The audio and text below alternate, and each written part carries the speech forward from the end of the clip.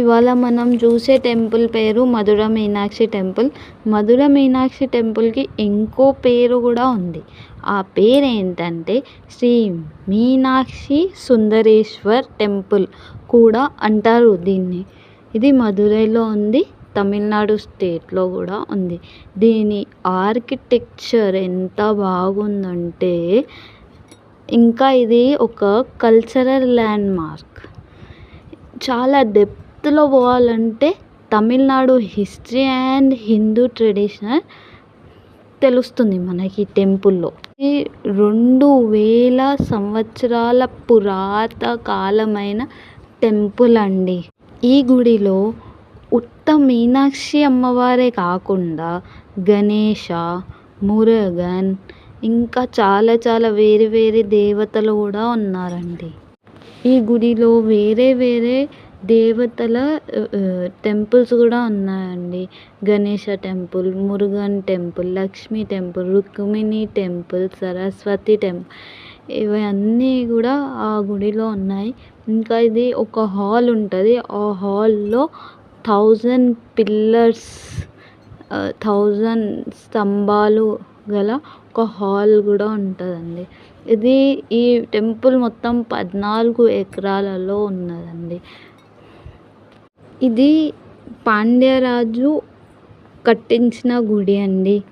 పాండ్యరాజు కులశేఖర పాండ్య 6వ సెంచరీలో కట్టించిన గుడి. 17 సెంచరీస్ వరకు కట్టించారు.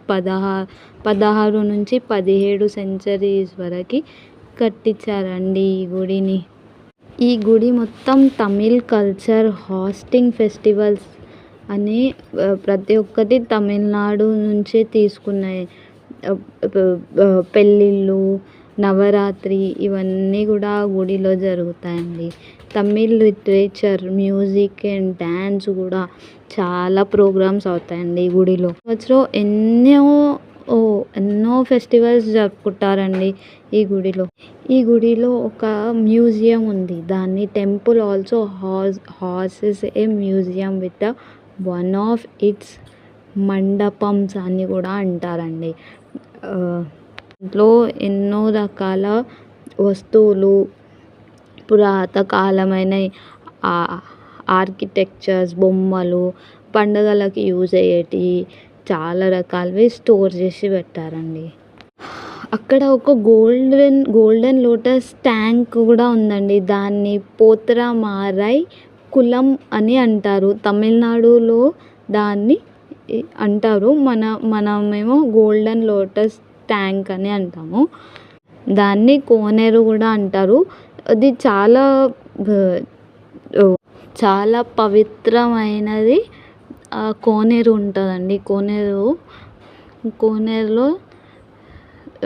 కోనేరులో శివుడు వచ్చేసి ఆ నీళ్ళు స్నానం చేశారు అనేసి కూడా అట్లా అంటారండి.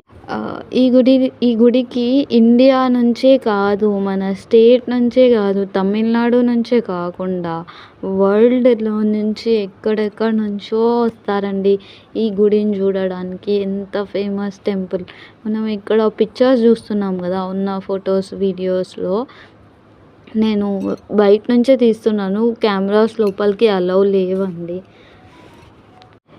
ఇది మన వరల్డ్ రికార్డ్లో recently nominated in the list for the new 7 wonders of the వరల్డ్లో ఒక భాగం చేశారండి దీన్ని.